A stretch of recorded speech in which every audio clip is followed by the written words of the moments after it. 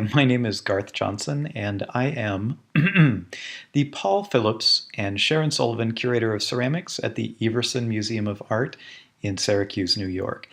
Prior to that, I was the Curator of Ceramics at the ASU Art Museum Ceramics Center in Tempe, Arizona, and before that, the Clay Studio in Philadelphia. So when I was asked to talk a little bit about industry and my love of industry, working with artists who work with industry, I've gone through some interesting projects over the years. I'm going to talk about a few places that have caught my interests that I've worked with tangentially or know about. But then I'm going to talk about a couple of projects that I love that I have hatched over the years at various institutions. But before I do that, I wanted to do a little bit of plugola. So Everson Museum is celebrating by unearthing a really incredible documentary that we produced back in 1980. And it accompanied an exhibition called A Century of Ceramics in the United States, 1878 to 1978, which was curated by Garth Clark and Margie Hudo. And there was an accompanying 30-minute documentary that was narrated by Orson Welles, and a very young Garth Clark helps to narrate it as well. We've done a lovingly restored transfer from film of the documentary, and you can head over to the Everson's Facebook page at facebook.com/Everson Museum of Art to check it out for free. So, reflecting on Syracuse, which is my current home, it's absolutely a town that was built on industry and is industry friendly. The Onondaga Pottery Company was the previous name of Syracuse China. And Syracuse China over the years has been a major sponsor of the Everson. They sponsored the Ceramic Study Center at the Everson and many of the large exhibitions that happened there over the years. Sadly, the Syracuse China is no longer in operation, but when they shut down, people came from all over the country to stock up on thousands and thousands of thousands of unfired, actually unglazed porcelain plates and pieces from the factory, most of which are still living in many garages across the country. But the Everson has gotten up to interesting projects over the years. When you think about Syracuse China, when you think about industry, we've hosted many artists who have worked in industry in various capacities. But there was a really incredible exhibition that happened back in 1976 called New Works in Clay. And for that exhibition, Margie Hudo, who was the curator of ceramics at the time at the Everson, brought in, over the years, more than a dozen famous New York, mainly artists who didn't work in ceramics as their native material, to do ceramic projects here in Syracuse. And they worked both with Syracuse University, but in particular the painter Billy Al Bengston, who has some interesting roots in ceramics, went to Syracuse China and worked with Syracuse China to produce this hexagonal line of dinnerware. And currently there is one set of his dinnerware that is on exhibition in my first exhibition at the Everson. Another thing that caught my eyes very, very recently is something that you can go down to your local IKEA store or to check out online at IKEA, and that is the Swedish designer Per Sundberg. And Per Sundberg is a really incredible designer, but he was asked to do a collection for IKEA. Rather than sit down and create a bunch of models, he really dug into IKEA's resources, their distribution models, and their factories, and created a really thought-provoking body of work that is as much about IKEA's process as it is Per Sundberg's own process. So a very affordable, interesting way to check out some eye-winking and deeply interesting ceramic and multimedia art from a great designer. Speaking of artists who love to work with industry, an artist that I've had the pleasure of hosting at the Clay Studio in Philadelphia as a resident artist is the Polish artist Monika Paduzinska. I apologize that I probably am lightly mispronouncing Monica's name. But Monica's really someone who interests me because she goes into the processes and the leftovers of industrial ceramics to make her own sort of deeply individual ceramics.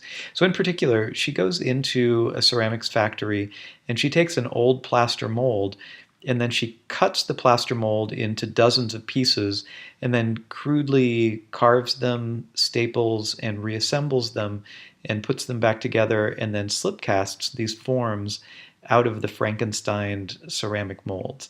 And she's someone who has a deep, long, interesting collaboration with a variety of factories. And in fact, over the years, hosted her own symposia where she brought in artists into various Polish factories, including a ceramic insulator factory, to let those artists from around the world explore some of the resources that she uses in her own work.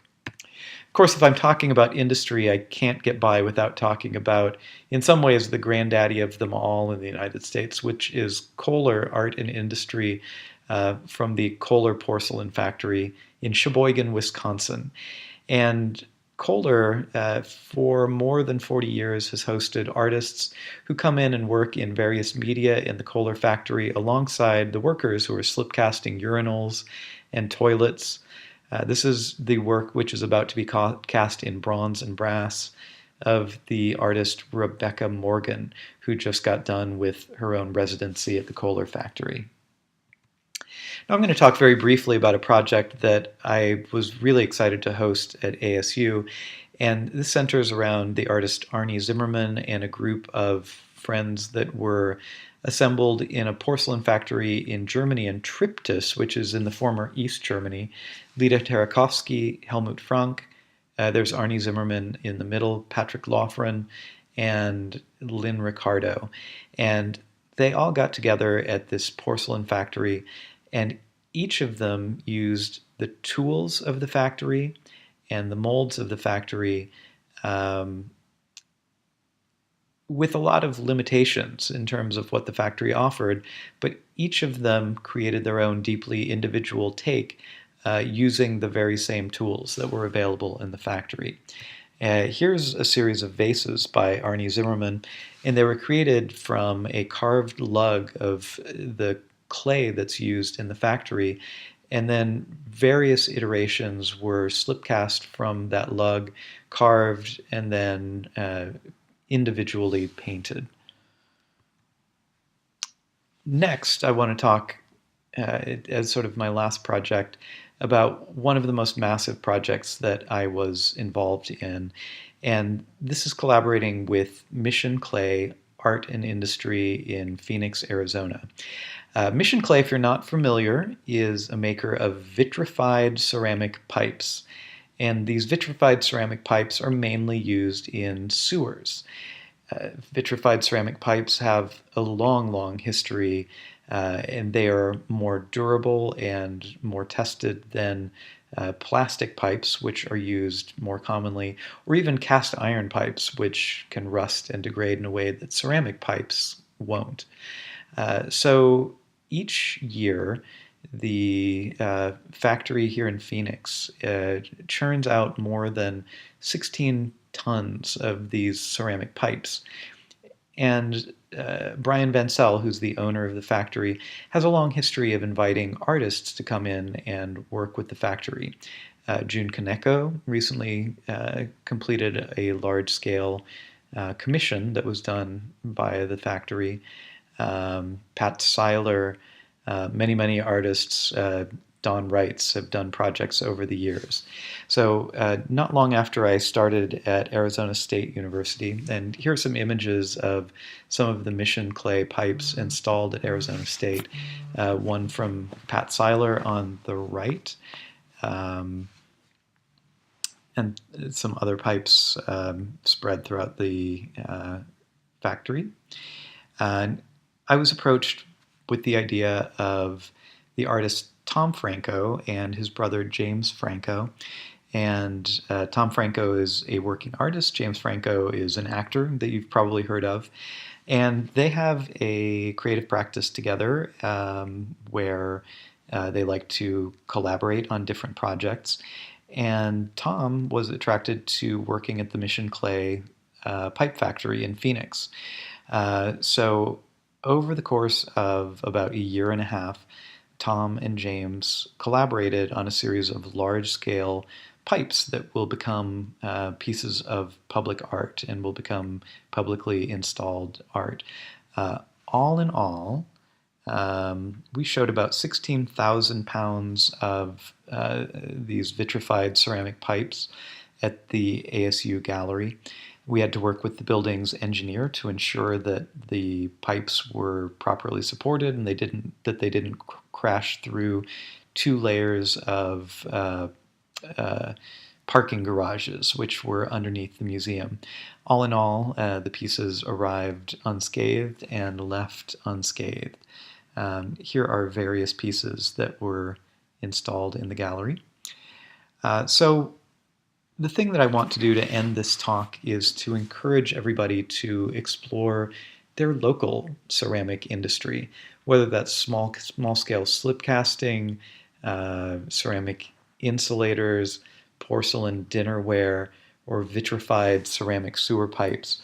I can almost guarantee that something interesting is happening in a ceramic factory near you, and it should be up to you to explore uh, how you can use industry, which really dwarfs art in a lot of ways, to help to extend your own practice and to help you create new collaborations, new networks, and new ways of working. I'm going to wind up with talking about the next generation. So here are my two daughters, Ramona and Willa, at the Mission Clay Pipe Factory in Phoenix.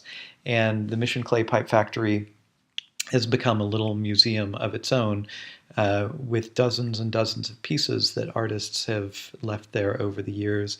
And you're looking at some pieces that my wife, an amazing artist, Claire Joyce, came into the factory and created. So I want to thank everybody, and I want to invite you out to Syracuse. Come to the Everson to visit an unparalleled collection of ceramics and engage with me to talk about ceramics and to talk about my love of industry. Happy Day of Clay, and I'll see you tomorrow as well. Cheers.